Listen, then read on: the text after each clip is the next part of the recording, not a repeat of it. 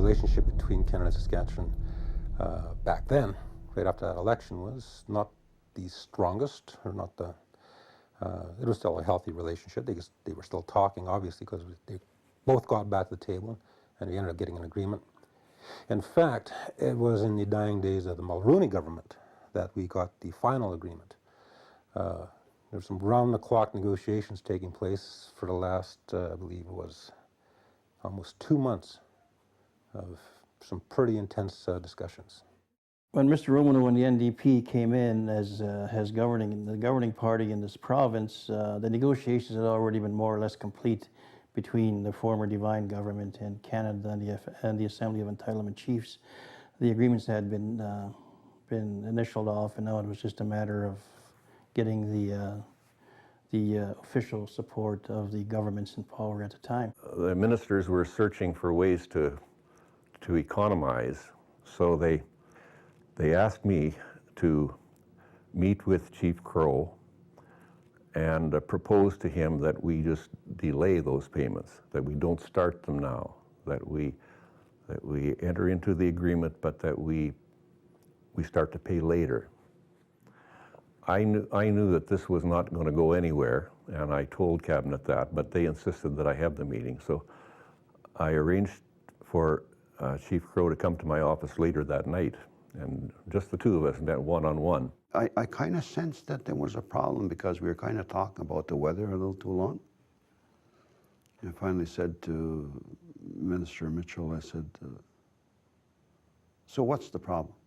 And I'll never forget my explaining to him how it was that we found ourselves in this position and what we were asking him to do.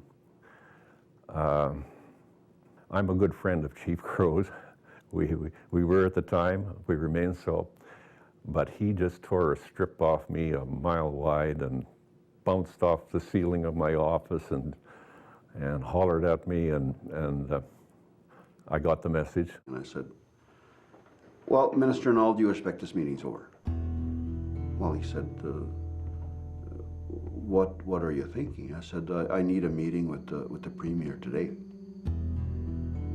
We said, I don't think we can do that.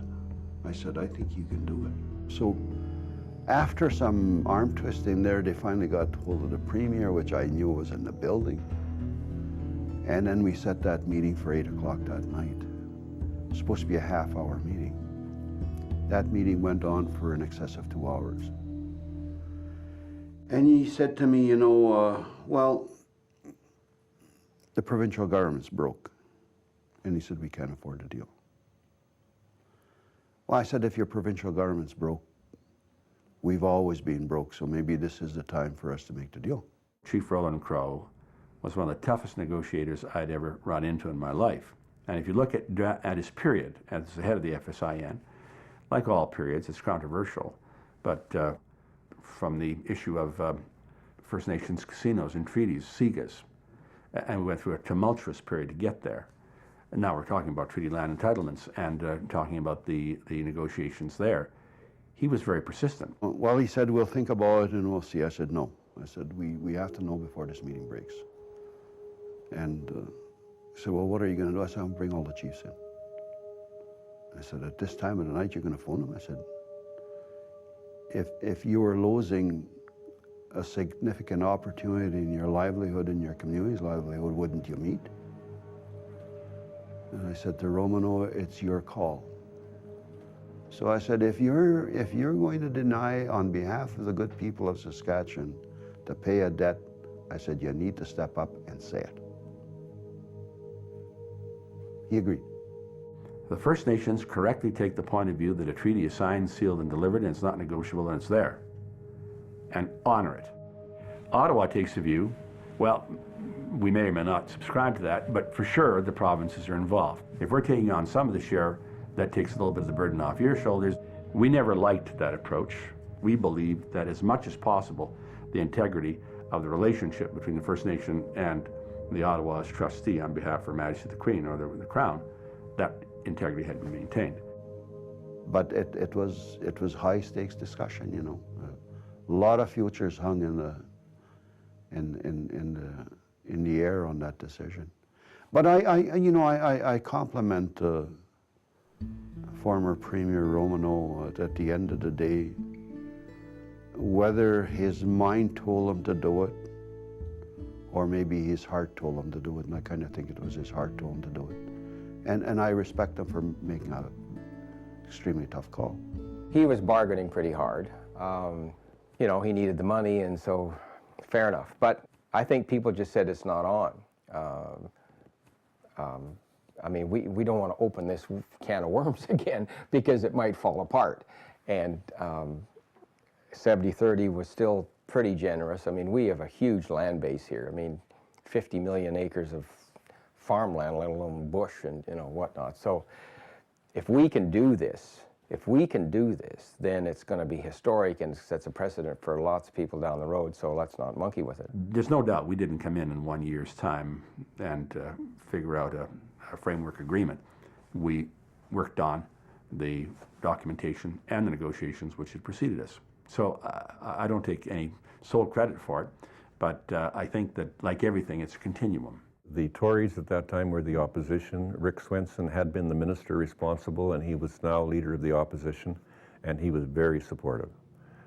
And he was meeting with Roland Crowe and Dan Bellegarde, and knew what the negotiations were about, and knew what we were trying to do, and he was very, very supportive.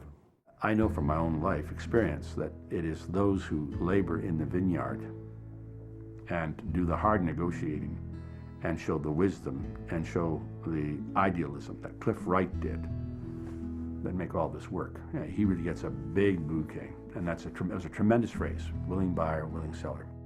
When you gave somebody a portfolio, that meant you trusted them with the portfolio. And for me to go and butt in there and all of the detail and the technical stuff would have been very inappropriate. As long as we agreed principally on the big picture, the direction and the process, Vice Chief Bellegarde done a terrific job. All of the factors came together politically and technically to make it work. The sense of accomplishment and the significance of that accomplishment for Saskatchewan and for the country, for First Nations, for everybody was so profound that I think it was a rare opportunity, and I'm really grateful that I had the chance to be part of it. I never saw any sign of somebody attempting to browbeat anybody else or threaten. It was a genuine coming together of minds intent on finding a solution. And when they found it, I was out of work.